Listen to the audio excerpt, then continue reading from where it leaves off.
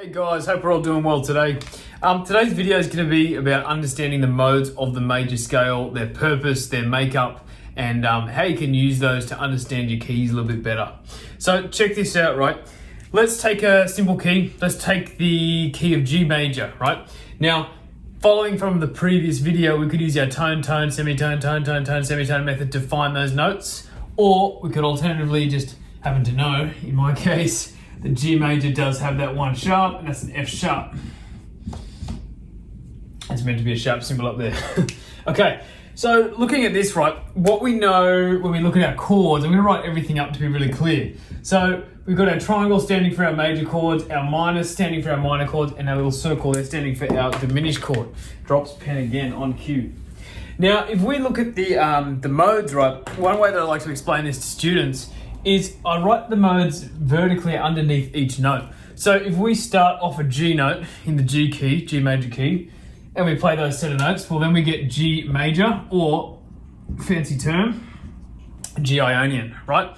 Now I'm going to keep going through. The next mode in the order of the major scale modes is the Dorian. Then we get the Prygian, excuse my messy writing. Then we get Lydian. It's really hard to write vertically, hey? Then we get Mixolydian, just Aeolian, and now Aeolian is a important one to note because it's just your natural minor scale. So you'll notice that E minor is the relative of G major. And then finally you get your Locrian mode,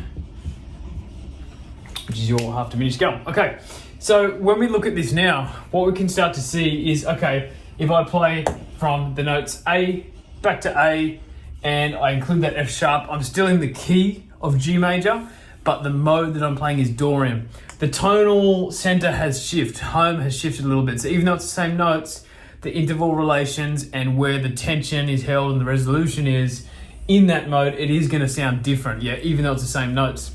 Now, one of my students actually told me, or he figured this out for himself, so I can't take credit for this, but I was teaching him about the modes, and he came up with a little acronym. I haven't heard one as good as this before, but for the modes, Ionian, Dorian, Prygian, Lydian, Mixolydian, Aeolian, and Locrian, and that was, I don't punch like Muhammad Ali. That's one of the best things I've ever heard. It was so good. So credit to my student there, or props. He's gonna have to take any royalties from this, not that like I earn any royalties.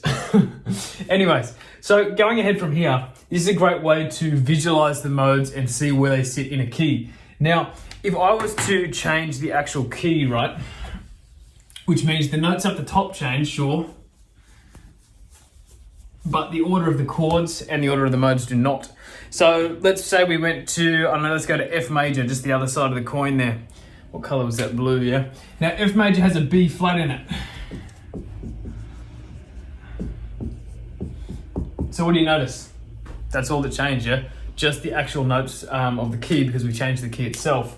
But we'd still, in the key of F major, be able to play F major, then we get to play G Dorian, A Phrygian, B flat Lydian, C Mixolydian, and so on.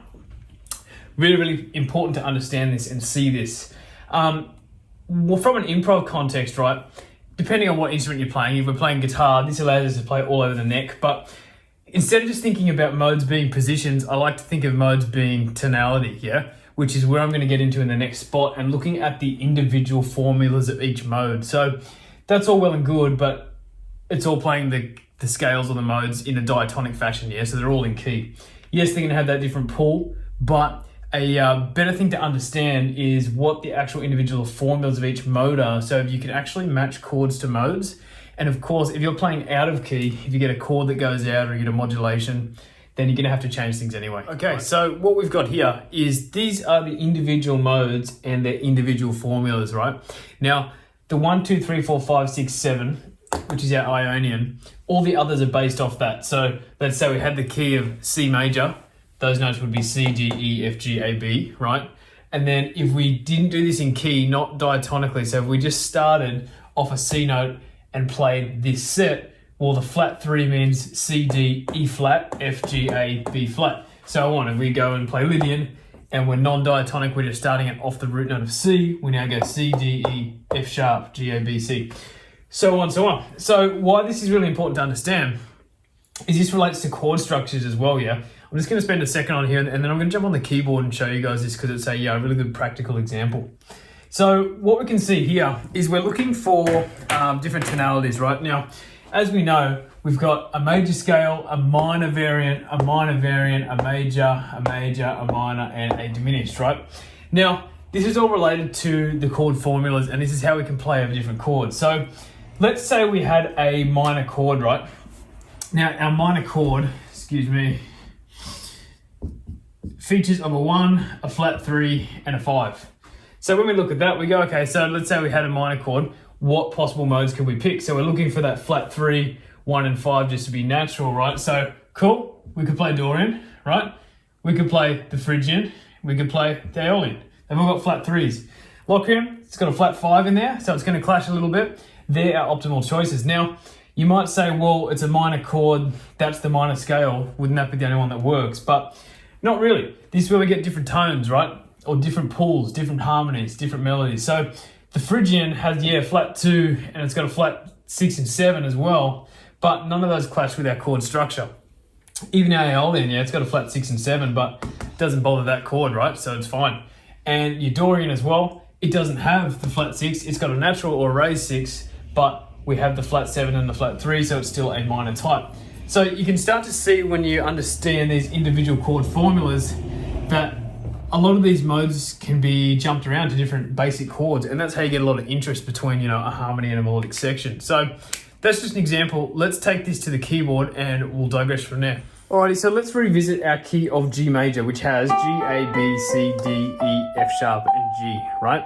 They're all my notes. Now, if I start off G and play those set like I just did, that's my G Ionian or G major scale. If we simply move over to the next note, which in this case is A, well, it's that second mode of the major scale, Dorian. So we now get A, B, C, D, E, F sharp, G, A. Phrygian, B. Lydian, C.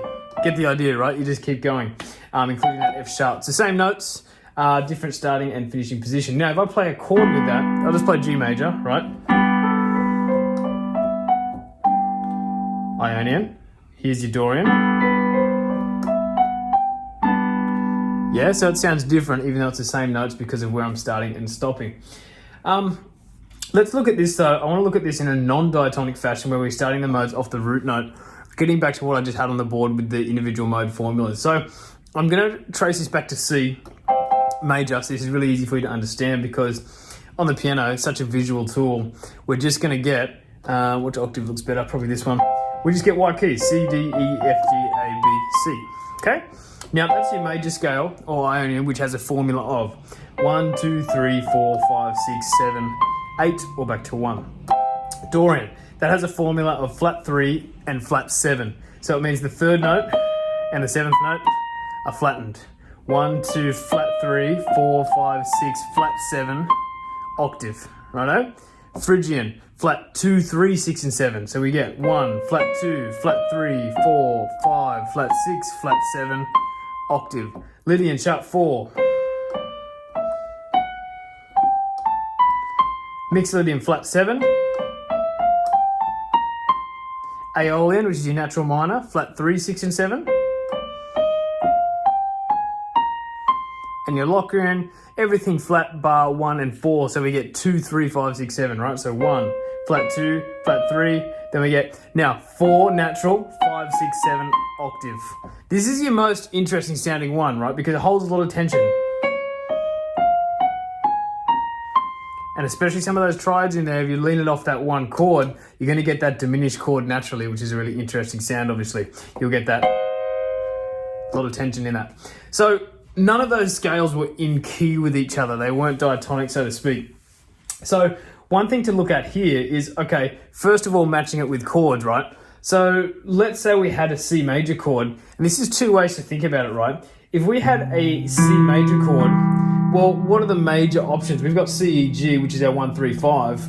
Yeah, we can play C major, right? Because I play C Lydian, and have a listen to that.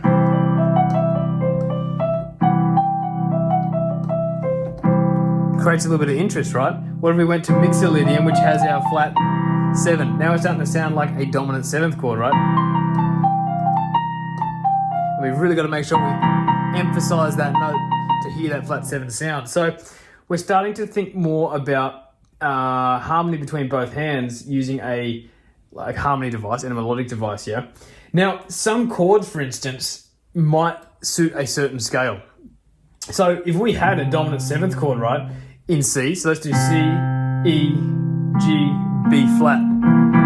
Now, I'm going to get issues if I just went to C major because this note, you can hear it's very clashy. You might want that, but not necessarily in all cases. So the mode that really fits this chord with the B flat is going to be that Mixolydian, right? There they are. Okay?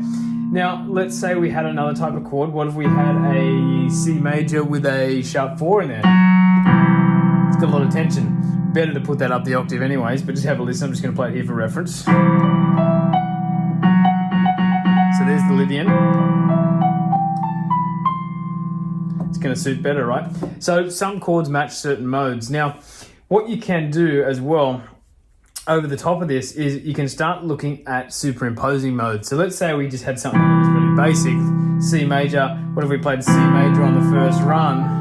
And coming back, why don't we use something else? What if we use, say, our Mixolydian, right? So check this out. I'm just going to play it very scale-like.